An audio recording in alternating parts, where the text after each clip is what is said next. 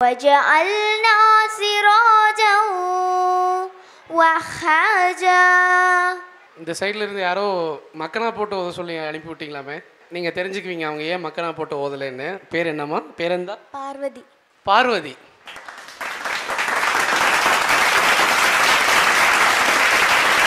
أعوذ بالله من الشيطان الرجيم. بسم الله الرحمن الرحيم. وجعلنا سراجا وهاجا للطاغين مآبا.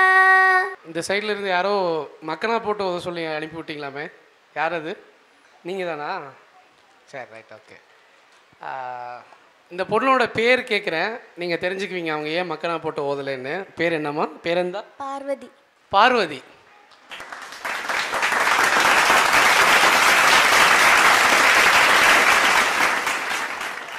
மாஷா அல்லாஹ், அல்லாஹ் அக்பர், அல்லாஹ் அக்பர். சமீபத்தில் கேரளாவில் இந்த பொண்ணு நபாசூரா ஓதி கொஞ்சம் இடையில வைரல் ஆனாங்க.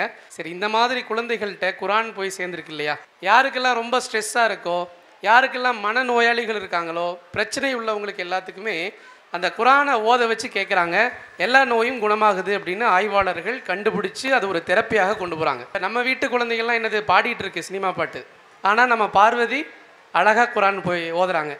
அல்லாஹ் இவங்களுக்கு ஹிதாயத்தை வழங்கி வரும் காலத்தில் ஹாஃபிலாக குரானை மனனம் செஞ்சு ஹாஃபிலாகி குரானை பின்பற்றி நடக்கிற நல்ல பாக்கியத்தை இவர்களுக்கும் என்னுடைய பெற்றோர்களுக்கும் வழங்கணும்னு நான் பிரார்த்தனை செய்கிறேன். மேடைக்கு வாங்க, ஸ்டேஜுக்கு வாங்க ப்ளீஸ். அவங்க அம்மா அப்பா எல்லாருமே நான் இந்த நிகழ்ச்சிக்கு கூப்பிடும்போது குரான் ஓதுறதுக்குன்னா நான் வந்துடுறேன்னு சொல்லி ரொம்ப ஆர்வமாக வந்திருக்காங்க. இவங்க 2 பேருமே ட்வின்ஸு. இவங்களும் அரபி பாடல்கள் எல்லாமே ஓதுவாங்க, இவங்களும் சூரா ஓதுவாங்க. நாரே தக்பீர்.